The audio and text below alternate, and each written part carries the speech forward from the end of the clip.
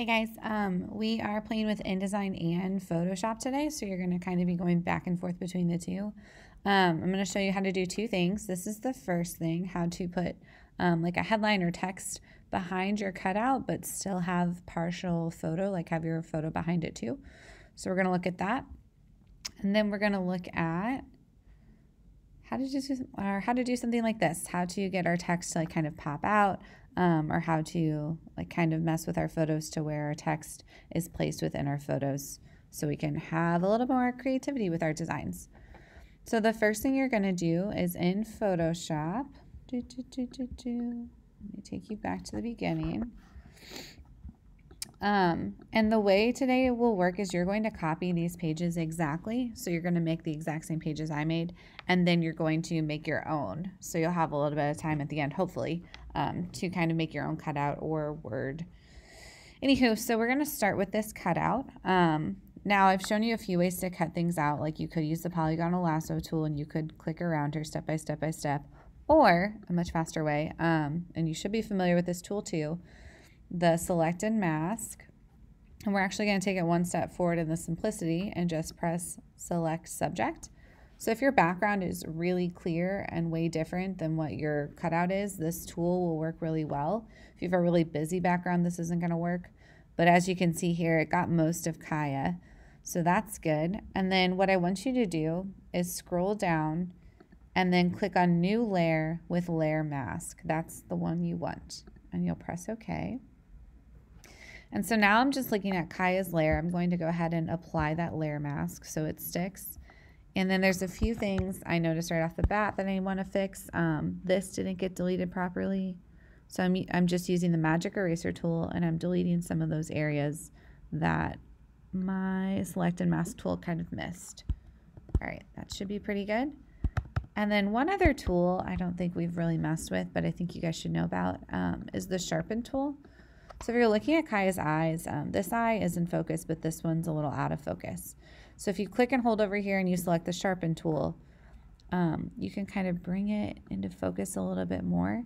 And a little bit goes a long way. You don't want to make her look like a crazy person or a crazy puppy, but just highlight that a little bit.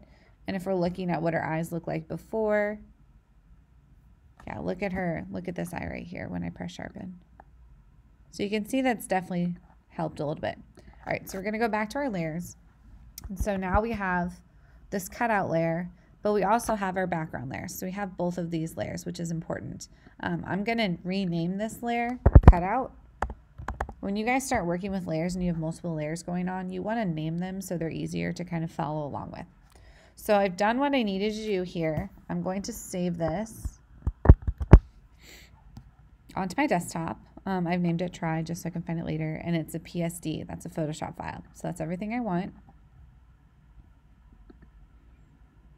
And then when I get into InDesign, scoot on up to the top. I've got it in overprint preview, so it's being a little slow.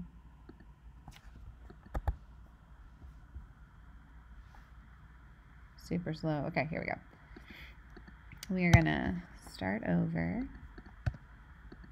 All right, I'm going to leave my text. It should be black. Okay, so the first thing you're going to want to do is make sure you add just your 2 columns of filler text down here so it kind of looks like a page. And then go ahead and type out Kaya turns 3. You can do whatever font you want. I think this is a special font I downloaded. Yeah, this one's called Active. So just type that out and get it to stretch all the way across the top of your page. And then the next thing you're going to want to do is place that photo of Kaya. So Command D, D as in dog, lets you place things. So I'm going to go to my desktop and find that photo.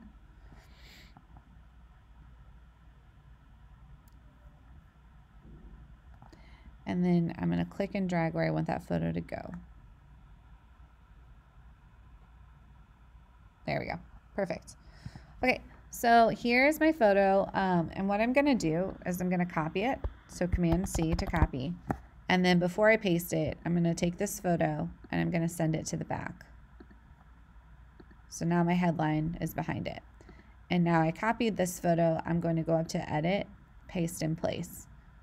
So it's going to go on top of everything. So we're going to have 2 photos. Now what I want to do is go up to Object Object Layer Options.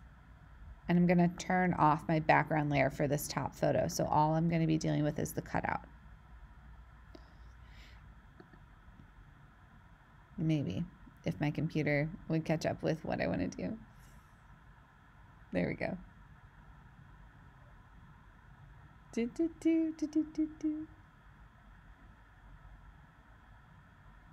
Now spinny wheel. Okay, here we go. So it doesn't look like anything's happened, but if I click on my headline, and you'll notice you're not able to click on your headline because you're clicking on Kaya. I'm going to bring her photo down, just her box. There we go. And so now I can click on her headline, and you'll see that you can kind of tuck it behind her, just like that. And then the last step is I'm going to highlight the text, and I'm going to pull that green color from her collar. Okay. So that is step 1. If you press W, it might look weird. Oh, nope, it worked. That's the first thing you're doing, is making this page the exact same. It should look just like this. Our next step is down here. Oh my gosh, why is this being so slow? Am I still in overprint? Feels like it. No, I'm not. All right, whatever. Okay, so our next step is going to be creating this, Life is an Adventure. So it looks really cool. It looks complicated, but it's actually super simple. I'm going to save Life as in so I don't have to retype it.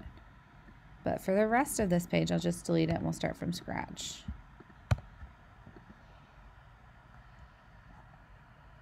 Okay. The first thing I want to do is place this photo. So Command D. I'm going to find that photo.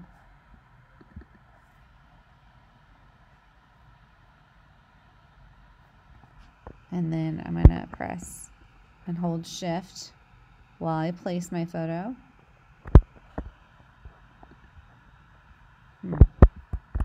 Should have held Command Shift, I guess. Here we go.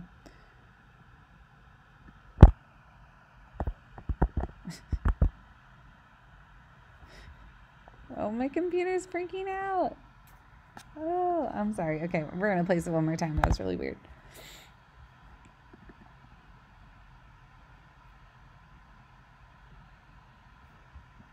All right, I think you just click and hold. All right, there's my photo. So I'm going to bring in my frame so it just fits the one page. I'm going to move my photo over. Perfect. Okay, and then I want it to say Life is in. Now it's behind, so it's not showing up. I'm going to bring it to the front. Okay, and then the next thing I want to do is type out the word adventure. Whenever you're kind of messing with text or putting anything inside text, like a photo, I would use all caps with my photo, just a personal opinion. And then I need to find like a nice bricky, bold font. So I used Impact, which your computer should have. I'm going to get my frame in. There we go. And then make it a little bit bigger. Perfect. All right. Once you have your font selected and it is the way you want it, you're going to go up to Object. And by Object, I mean Type. Create Outlines. So when you create outlines, you've essentially like made this a text frame or a picture frame, like where you can actually place a photo.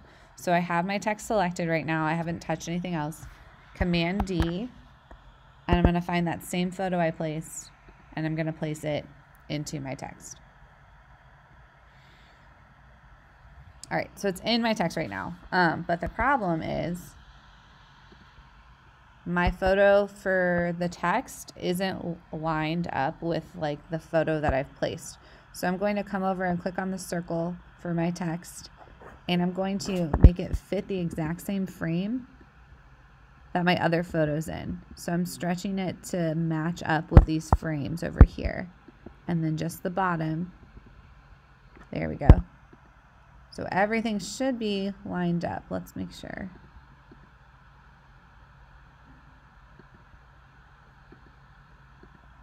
We've moved it over. Here we go. There we go. So this frame, if you look at it, matches this frame. They need to line up exactly, those frames, for this to work. So we've got the word adventure on there, and there's a couple of things you can do. You could lower the opacity of your background photo so adventure pops up. But we're going to actually bevel and emboss this guy. So if we click on our text and we go up to Object Effects, Bevel and Emboss, and that's going to make it pop out. And you can mess with what you want this to look like, but that is the basics of what you're doing for this one.